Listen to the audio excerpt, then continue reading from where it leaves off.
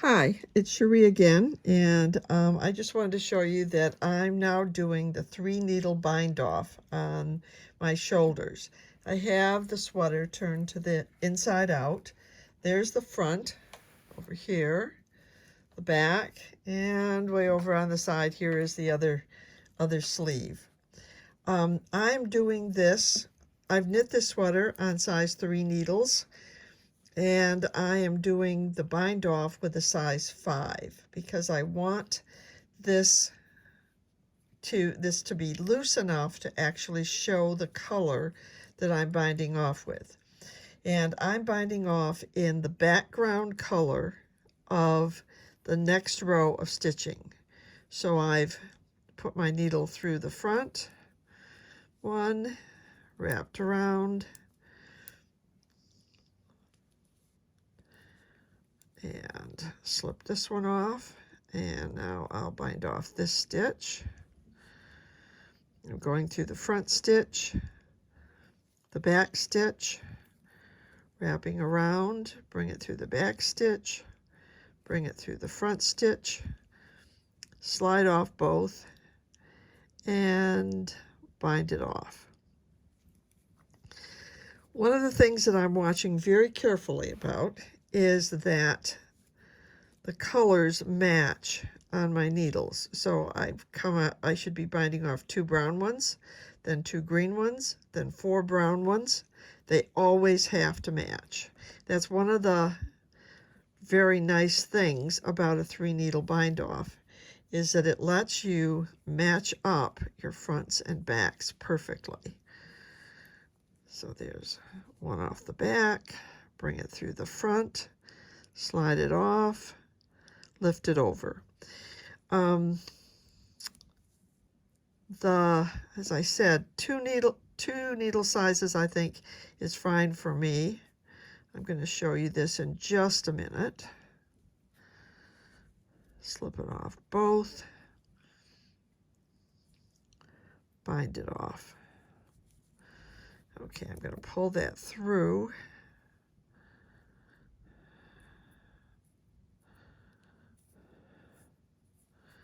Make sure that I don't lose that stitch. Now let's look at it on the other side. There's my design. I get a hint of the color coming through, and what I'm going to do is duplicate stitch right on top of this, the pattern color. But if I just give it a little bit of a pull, I can see that background color a little bit better. But look at how nicely those patterns line up. So I'll go to the neck edge here.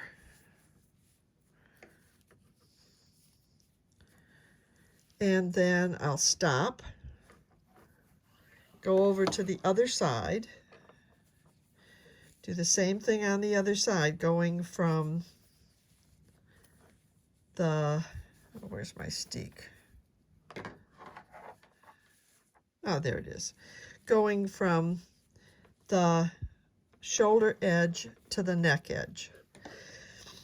One of the things that I forgot to mention when I was talking about the steeks, so I'd like to mention it right now, is that I came up the left side. I went over here across the top, stopped.